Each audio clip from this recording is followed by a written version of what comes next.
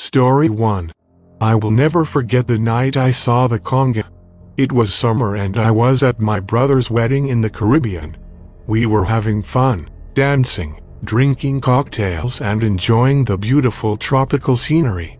As the night went on, the party moved to the beach.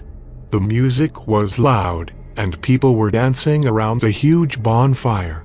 I decided to take a break and walk along the shore. It was then that I saw it, a strange figure moving towards me. At first, I thought it was just a person in a costume, but as it got closer, I realized it was something else entirely. The figure was tall and thin, with long arms and legs that seemed to stretch on forever. Its skin was black and glossy, and it had no facial features except for two glowing red eyes. I was frozen with fear as the Conga approached me. It reached out with its long, bony fingers and touched my face. I felt a chill run down my spine as it whispered in a language I couldn't understand. Suddenly, the Conga disappeared, and I was alone on the beach. I tried to tell my brother and the other guests what had happened, but no one believed me. They thought I was just drunk and seeing things. But I knew what I saw that night, and it still haunts me to this day. The Conga is out there, lurking in the shadows, waiting for its next victim. Story 2. In the early 1800s, French explorer Pierre La Verendrye encountered the Wendigo in the Canadian wilderness, a giant, humanoid creature with glowing eyes and long, razor-sharp claws. Years later, a group of fur trappers were beset by an unknown terror in the same region, leaving behind only a trail of blood and gore.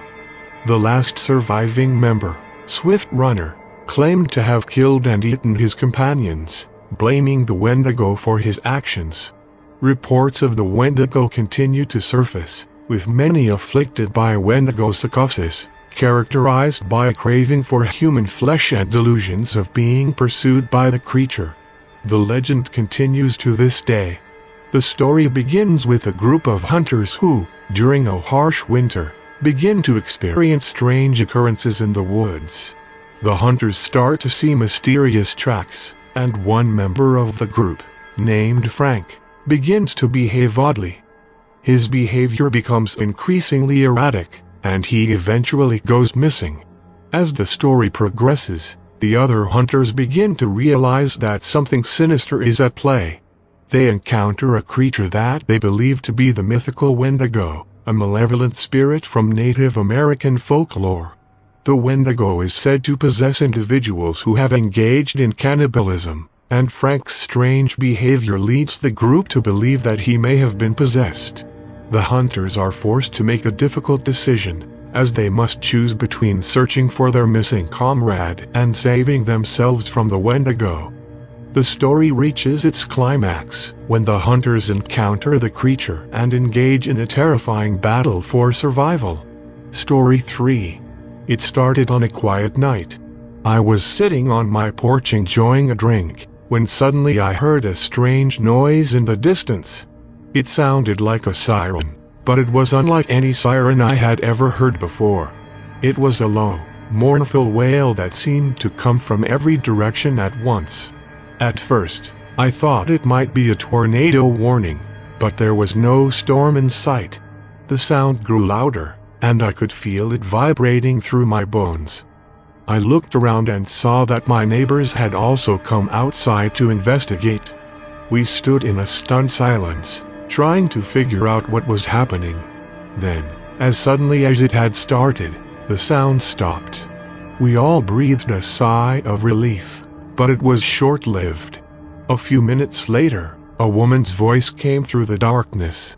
It was faint, but I could make out the words she was saying. "Please, help me. Oh God, please help me." My neighbors and I exchanged nervous glances, unsure of what to do. The voice sounded desperate, but it was coming from the woods behind our houses. We didn't want to venture out there in the middle of the night, especially with that eerie siren still ringing in our ears. But then, the voice grew louder. It was no longer just one woman's voice, but several. They all sounded terrified, begging for help. I could hear them crashing through the trees, coming closer and closer. That's when we saw them.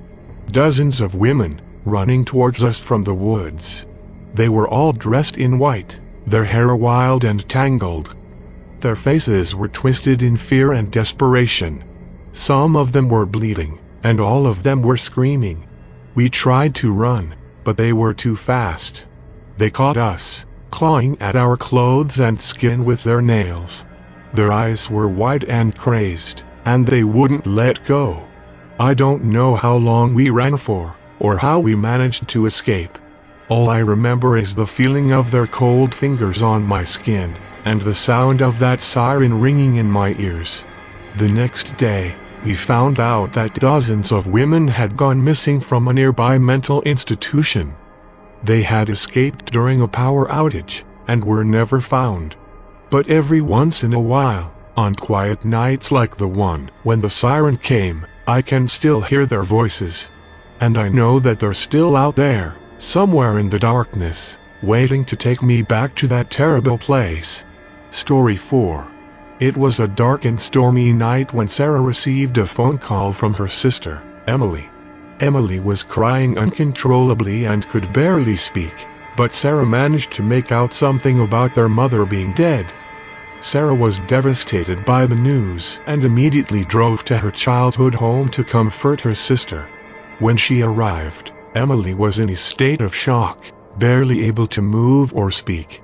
Sarah comforted her sister and tried to make sense of what had happened. The next day, Sarah and Emily began to go through their mother's belongings. As they were sorting through old photo albums, Sarah came across a strange book she had never seen before. It was old and worn, with a strange symbol on the cover. As Sarah opened the book, she was immediately overcome by a feeling of dread. The pages were filled with strange symbols and diagrams, and she could feel a cold breeze blowing through the room. She quickly closed the book and put it aside, hoping to forget about it.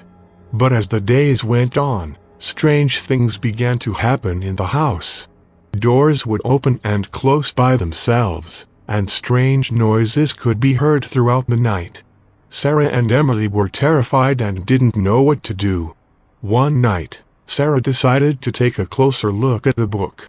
As she read through the pages, she realized that it was a book of spells and incantations. She also found a passage about summoning the dead. Suddenly, Sarah heard a strange noise coming from upstairs. She slowly made her way to the top of the stairs, where she saw a figure in the shadows. As she got closer, she realized that it was her mother, or at least a ghostly apparition of her. Sarah tried to run, but she was paralyzed with fear. The ghostly figure moved closer and closer, until it was right in front of her. It reached out with its cold, bony hand and touched her face. Suddenly, everything went black. When Sarah woke up, she was alone in the house. She tried to tell Emily what had happened, but she didn't believe her. From that day on, Sarah was plagued by nightmares and strange visions.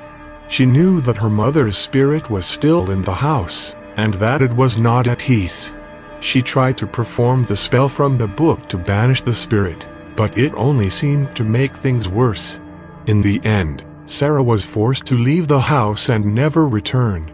The memory of her mother and the strange book haunted her for the rest of her life.